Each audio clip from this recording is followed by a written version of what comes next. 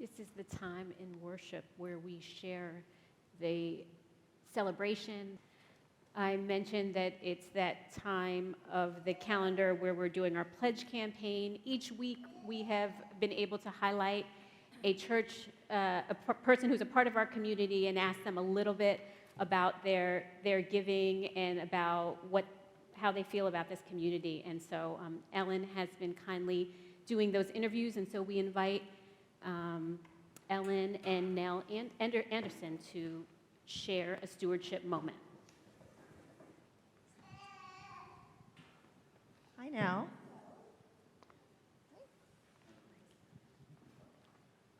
Okay, hi. So, this is Nell Anderson, and, Rockstar.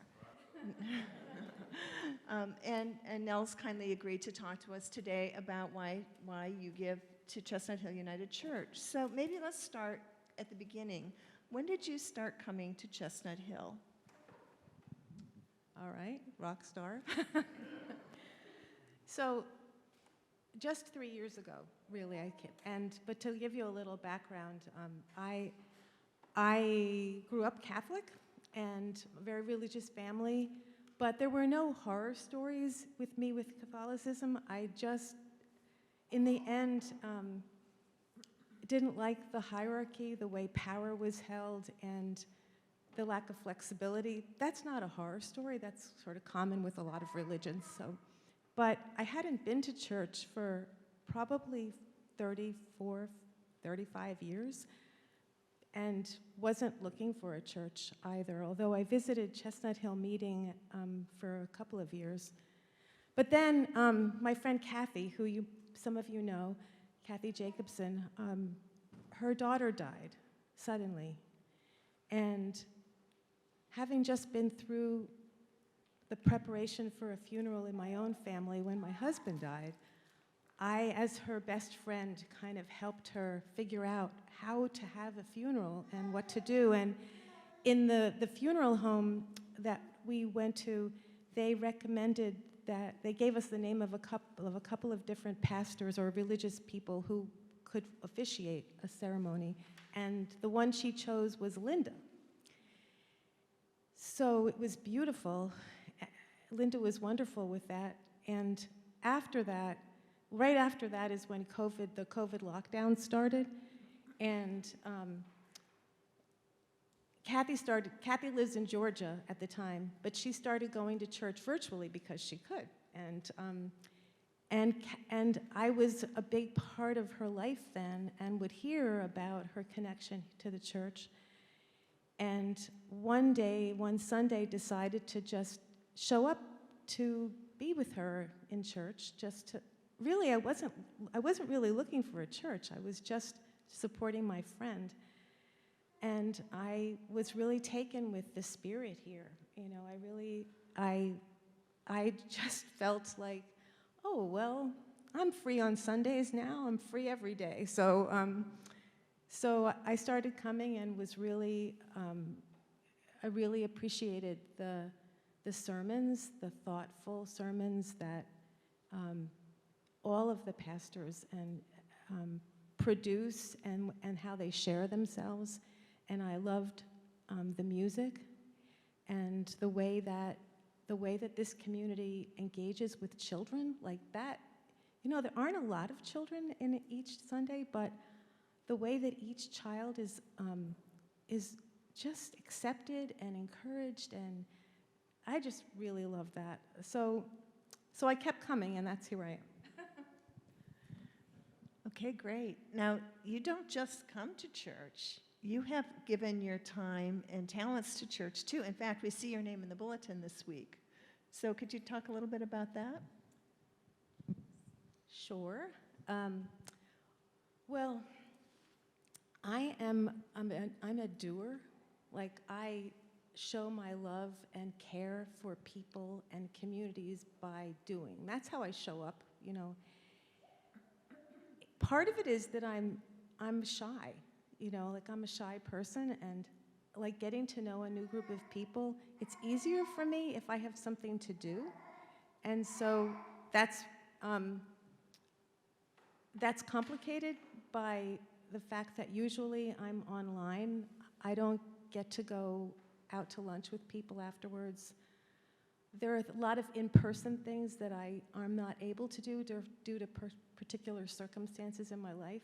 So I look for ways of being involved that I can do, and also that will help me connect with other people. So the auction being one of those, and I am a cheerleader for the auction. I think that it's really great that so many people contribute things, little things, big things, personal things, like people who do baking, Kip who brews beer, you know, and big things, you know, too. So like offering piano lessons that was really an amazing contribution last year. That's a big, it's a big offering of yourself.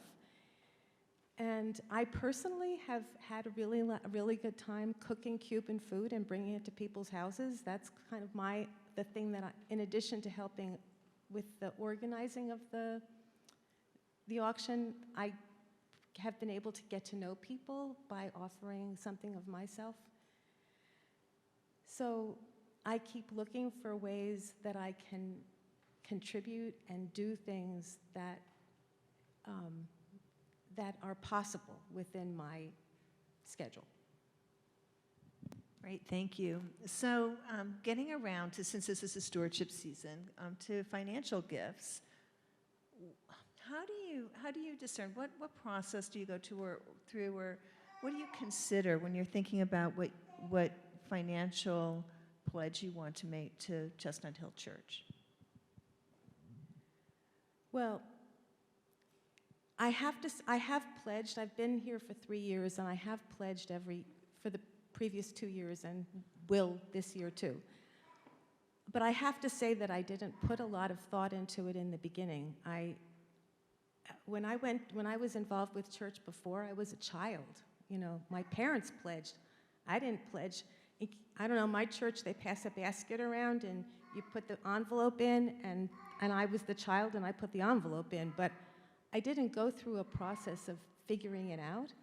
And when I started coming here, I just thought, well, what do I give to the ACLU, you know, Doctors Without Borders? What do I give to the people, the organizations that I want to support? And I just gave the same thing. So I pledged the same thing. But then I went to the congregational life meeting and heard about the stewardship campaign and what stewardship is, and also started to think about, well, also knew you were going to ask me what's my process, and I'm like, well, I don't really have a process, but so I started thinking about it over the weekend, and I thought, okay, well, I am already giving what I give to other groups that I care about. What else is there? And then I thought about, well, how small we are, and how there aren't that many members here. And I read Kip's letter, and so I thought about that, and thought about how much we really need pledges to be able to sustain this church, which is very personally meaningful to me. And then I started thinking about, what are the other things that I spend money on that support me physically, you know, and spiritually, and thought about my acupuncture and my yoga classes that I spend ridiculous amount of money on. And then I just put all those things together and thought, you know, I'm not really giving this church enough money. Like, because I could give more money, I can. And based upon all those things, I should. So when I filled out that pledge form that, you know, they want us to fill out, I think I crossed it out 4 times. And so they're going to laugh when they open it, really. They're going to say, this lady's nuts. But that was my process, so. Thank you. That was really helpful. I think I can speak for a lot of people in here and say that was really helpful. I think for a lot of us, especially those of us who might be newer to church, about you know, the process you went through, and really the thoughtfulness that you put into that. And I really want to thank you so much for sharing your story with us today. Yeah, that was probably longer than you needed to hear, but but I really did think about it. Thank you so much. And it's a great way to get to know somebody who's a little shy. Thank you.